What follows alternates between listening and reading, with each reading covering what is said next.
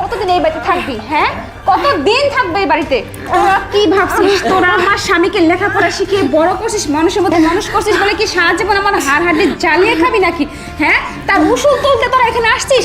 দেখ তোদেরকে উসুল আসতে কিভাবে আমি তোর তুলি তুই তোরা খালি দেখ। হ্যাঁ ঠিকই বলছো, মুখের মধ্যে দিতে হবে।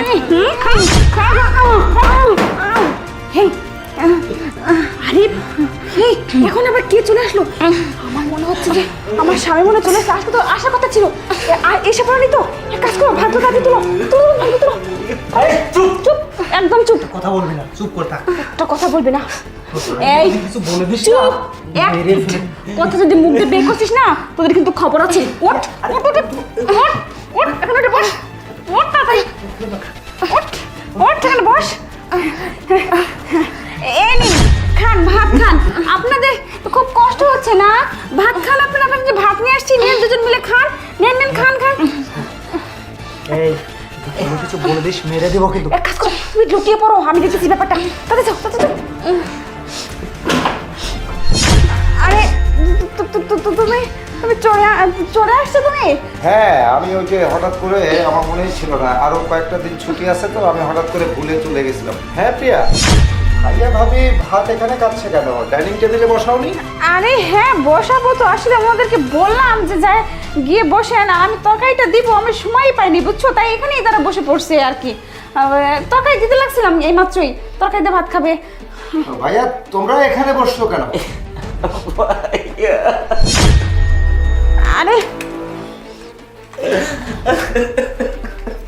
আরে ভাবি কি হয়েছে তোমাদের? তোমার বউ আমাদের অনেক অত্যাচার করতেছে। কি বলছো?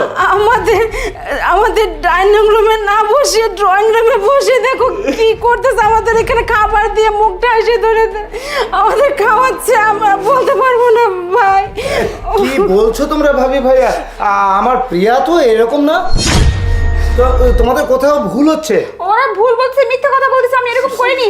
আমি তরকারি দিতে লাগছিলাম, আমি বললাম যেখানে বসে খান, ডাইনিং এ যাওয়ার এই এরকমই আর কি, আমি কিছু করিনি, বিশ্বাস করো। না ভাই, তোর ভাবি সত্য কথাই বলতেছে। তুমি না থাকায় তোমার বউ আমাকে আর তোমার ভাবিকে অনেক অত্যাচার করে, আর প্রতিদিন একটা ছেলে আসে ভাই। এই কথাটা আমরা তোমাকে বলবো দেখি। বাস বাস ভাবি, ভাইয়া যে কথাগুলো বলছে সব সঠিক? হ্যাঁ ভাই, এগুলো সব সত্যি কথা। ওকে প্রিয়া, এগুলো কি বলছে? না না, ওনারা মিথ্যা কথা বলছে, বানিয়ে বলছে, আমি এমন কিছু করিনি। চুপ, একদম চুপ। তার মানে তুমি কি বলতে চাচ্ছ যে আমার পিতৃতুল্য যে বড় ভাই সে আমাকে মিথ্যে কথা বলছে? হ্যাঁ, যে মাতৃতুল্য যে ভাবি ছোটবেলা থেকে আমাকে বড় করেছে, যে বড় না করে যদি আমাকে লেখাপড়া না শিখিয়ে এই জায়গায় না আনতো তাহলে আমি আজকে অবিচার হতে পারতাম না।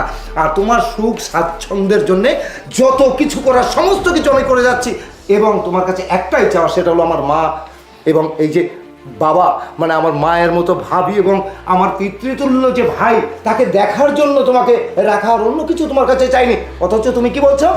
যা, আমি কিছু করিনি। মিথ্যা কথা কেন বলছো বলো? না মানে আমি মিথ্যা কথা বলিনি। এই চুপ, একদম। তুমি কি বলতে চাও? তুমি কি জানো তোমার অত্যাচারের মাত্রা যখন বাড়িয়ে দিয়েছিলে ঠিক সেই মুহূর্তে আমি কিন্তু এন্ট্রি নিয়েছিলাম এখানে, কিন্তু আমি তোমাকে বলিনি।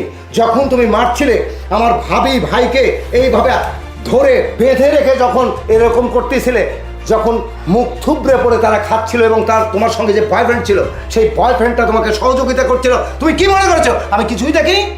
শোনো, আজকের পরে ওর তো ভাগ্য ভালো তোমার বয়ফ্রেন্ডের যে আমি আসার আগেই চলে গেছে, না হলে ওকে পুঁতে দিতাম এখানে। আর আমার মা, আমার বাবা, আমার ভাবি এবং আমার বড় ভাইয়া, যাকে ছাড়া আমি বাঁচতে পারি না, এক মুহূর্ত আমি ভাবতে পারি না, তুমি তাদের উপরে এত অত্যাচার করেছো। তোমাকে তো আমি এত সহজে ছাড়বো না।